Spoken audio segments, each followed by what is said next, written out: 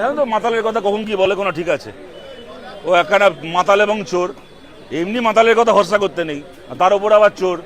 গতকাল অবধি একরকম ভেবেছিল, এখন বউয়ের নামে ছেলের নামে এখন ইডির ফোন চলে গেছে, ও ও কি ও 14 পুরুষ এখন সাইড চেঞ্জ করবে। কিন্তু আমাদের প্রশ্ন মদন মিত্রকে নিয়ে নয়, মদন মিত্ররা একদম আইএসআই ছাপমারা চোর।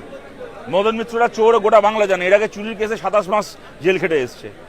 কিন্তু যদি যারা বিজেপিকে ভোট দিয়েছিলেন, আচ্ছা তারাই প্রশ্ন করছেন যে সেই যদি মদন মিত্রটা ভালো তৃণমূল হয়ে যাবে, সেই যদি ববি হাকিম ভালো তৃণমূল হয়ে যাবে, এমনকি সেই যদি ওই খুনি অনুব্রত মণ্ডলও ভালো তৃণমূল হয়ে যাবে, তাহলে খারাপ তৃণমূলটা আর কে?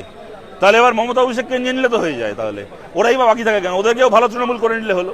সেই যদি তৃণমূলের লোকেরাই সরকার চালাবে বিজেপির নাম করে, তাহলে আর তৃণমূলের সরকার পাল্টে লাভটা কি হলো? দাদা ঋতব্রত পন্থীরা কি তাহলে সাজা পাবে না যারা ওনার সাথে? না, কেন পাবে? পাওয়ার তো প্রশ্নই নেই। আর কেন পাবে? জাভেদ খানের ছেলের নাকি 90টা বেআইনি প্রপার্টি আছে। শুভেন্দু অধিকারী বলেছিলেন ফলতায় মিটিং করতে গিয়ে, মুখ্যমন্ত্রী হওয়ার পরে, আপনাদের মনে আছে। শুভেন্দু অধিকারী এটা বলার একদিন পরে জাভেদ খান ওই বিজেপি আশ্রিত তৃণমূলে সামিল হলেন। তারপরে তপসিয়ার সাধারণ কত মানুষের বাড়িতে নোটিশ চলে গেল, তপসিয়ায় সাধারণ মানুষের বাড়ি ঘর ভাঙার চেষ্টা হলো। গোটা বাংলা জুড়ে সাধারণ মানুষের বাড়ি, সাধারণ হকারের দোকান ভাঙা হচ্ছে। বিজেপিকে ভোট দিয়েছিলেন যে গরিব মানুষ, নমশূদ্র মানুষ, তাদের কত লোকের বাড়ি ভেঙে দেওয়া হলো। কিন্তু জাভেদ খানের ছেলের ওই 90টা সম্পত্তির দিকে তারপর থেকে আর কেউ তাকালো না। জাভেদ খানের ছেলেকে নোটিশ দেওয়া হয়েছিল ওর বিল্ডিং, একাধিক বিল্ডিং বেআইনি বলে। সেই বেআইনি বিল্ডিংগুলো এখনো রয়েছে। বিজেপিকে ভোট দেওয়া, কপালে তিলক পরেন, গলায় কণ্ঠির মালা পরেন, মায়েরা হাতে শাখা পলা পরেন, সিঁদুর পরেন, এরকম কত মানুষ হাবড়া থেকে শুরু করে বিভিন্ন জায়গায় বাড়ি ঘরদোর ভেঙে দিয়েছে বিজেপি সরকার, তাদের বুলডোজার দিয়ে। তারা রাস্তায় বসে কাঁদছে, তারা বিজেপিকে ভোট দিয়েছিলেন, তারা রাস্তায় বসে কাঁদছে। আর জাভেদ খানের ছেলে ফয়াজ খান, তার একটা বাড়িতে একটা আঁচড় বললো না। সুতরাং কেন কেন এরপরে শাস্তি হবে কেউ ভাবছে? কেউ ভাবছে না, সবাই যেন ওদের আর কোনো শাস্তি হবে না।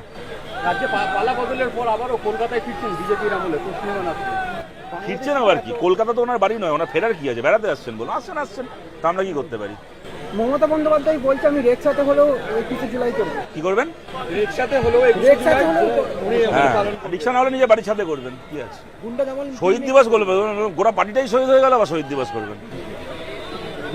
গুন্ডা দমন বিল নিয়ে কি বলবে? দেখো, যে পার্টি নেতাজিকে গুন্ডা বলে তারা গুন্ডা দমন বিল আনছে, বুঝতেই পারছেন কাদের জন্য আনছে। ওরা ওদের বিল আনুক, ওদের বিলের বিরুদ্ধে আমরা সুপ্রিম কোর্টে পর্যন্ত লড়াই করতেও প্রস্তুত, আর ওদের বিলের বিরুদ্ধে লড়তে গিয়ে আমরা জেলে যেতেও প্রস্তুত। কিন্তু লড়াই আমরা ছাড়বো না। ওইসব জেল ফেলের ভয় দেখিয়ে তৃণমূলকে ব্ল্যাকমেল করা যায়, বামপন্থীদের ব্ল্যাকমেল করা যায় না। আপনাদের পার্টির নেতা লায়েক আলীকে গ্রেফতার করা হলো, তাহলে ছাড়া পেলেন না, কি বলবেন? লায়েক ছাড়া পাবে, ওকে আমরা আদালতে লড়াই করে, আইনের পথে লড়াই করে ওকে আমরা ছাড়িয়ে আনবো। এবং শুভেন্দু অধিকারীদের নির্দেশে যে পুলিশ মিথ্যে অভিযোগে ওকে গ্রেপ্তার করলো, সেই পুলিশদেরও যেন আইনের পথে বিচার হয়। আদালতের কাছে গিয়ে আমরা সেই দাবিও করব, সেই আবেদনও করব, আদালতে আমরা সেই বিচারও চাইব। দাদা, আগামী দিন সিপিআইএম নিজেকে কোথায় দেখছে রাজ্যে? আমি তো জ্যোতিষী নই, কিন্তু এই মুহূর্তে মানুষের মধ্যে দেখছে।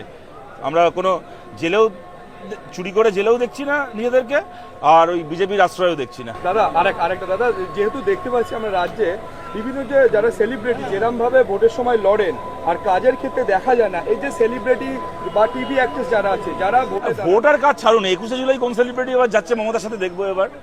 ওই সুবোধ সরকার, জয় গোস্বামী, আর যারা ছিলেন, যারা যেতেন না সব ওই লাইন দিয়ে, ওই ফিল্ম ইন্ডাস্ট্রির লোকজন সমস্ত, হ্যাঁ, ওই সব সিরিয়ালের হিরো হিরোইন, আর যারা যারা যারা যেতেন, আবুল বাসার, নচিকেতা, কবির সুমন। আমি দেখলাম কদিন আগে একজন পোর্টালের সাংবাদিক নচিকেতার বিরাট ইন্টারভিউ করলেন। তাকে নচিকেতা বুঝিয়ে যাচ্ছে আমি তো তৃণমূল নই, আমি তো প্রতিবাদী, আমি তো হ্যান ত্যান সব কিছু। জরুরি প্রশ্নটাই করলেন না যে আপনি কি এবছর 21শে জুলাই যাচ্ছেন? হ্যাঁ, সুতরাং ওই সেলিব্রিটিগুলো এবার মমতার পাশে কজনকে দেখবো? ইমন চক্রবর্তী, হ্যাঁ, পাঁচালি গাইছিল উন্নয়নের। দাদা, অ্যাকচুয়ালি সেলিব্রিটিরা ভোটে দাঁড়াচ্ছেন, এইটা কতটা যুক্তিযুক্ত? দাঁড়ানোর তো আইনি অধিকার রয়েছে, আমি আর বারণ করে কি করে? অনেক ক্ষেত্রে তো মানুষ ভোট দিয়েওছেন, সেটা আমি আর বলার কি? বিমানবন্দর থেকে মসজিদ সরানো হচ্ছে, ভাঙার নোটিশও জারি করা। সিদ্দিকুল্লাহ চৌধুরী তো স্বাগত জানিয়েছেন, সিদ্দিকুল্লাহ চৌধুরীকে জিজ্ঞেস করুন, উনি তো বারণ করেছেন এর বিরুদ্ধে কাউকে প্রতিবাদ করতে। কলকাতা বিমানবন্দর থেকে মসজিদ ভাঙা হলে, সরানো হলে সিদ্দিকুল্লাহ চৌধুরী লোককে বারণ করবেন প্রতিবাদ করতে। রেড রোড থেকে নামাজ বন্ধ করে দিলে জাভেদ খান লোককে বারণ করবেন প্রতিবাদ করতে। এদিকে এই সিদ্দিকুল্লাহ চৌধুরী এই জাভেদ খানকেই তো মুসলমান সমাজের মসিহা বলে কিছু লোক 15 বছর ধরে মাথায় তুলে রেখেছিল। সুতরাং তাদেরকে এবার প্রশ্ন করুন, তারা এবার জবাব দিন, আমি কি জবাব দেবো এটার? বিজেপি নেতা বলছে ঝটকা মুরগির দোকান করলে 10,000 টাকা করে দেওয়া হবে। কি করবে? দিক 10,000 টাকা করে দোকান যারা করবে তার 10,000 টাকা দিক। তাতেই দেখুন, লোককে তো চাকরি বাকরি দেবে না, মানে এমনি মানে স্কুল কলেজের শিক্ষকতার চাকরি, বিভিন্ন কলকারখানা তৈরি করে তাদের চাকরি, এসব তো দেবে না। মোদির আমলে ভারতের 40 বছরের হায়েস্ট বেকারত্ব মোদির আমলে হয়েছে। সুতরাং এই সুযোগেও যদি কিছু লোকের চাকরি হয় তো হবে, তাদের যদি কিছু টাকা দেয় তো দেবে। দাদা আজকের এই জনজন এই যে এই কমিটিকে কি বলবেন দাদা? এইটা বলে খালি না, গোটা বাংলা জুড়ে আমাদের এরকম সভা হচ্ছে এবং আপনারা দেখবেন আগামী দিনে বাংলা চেহারা কি হয়।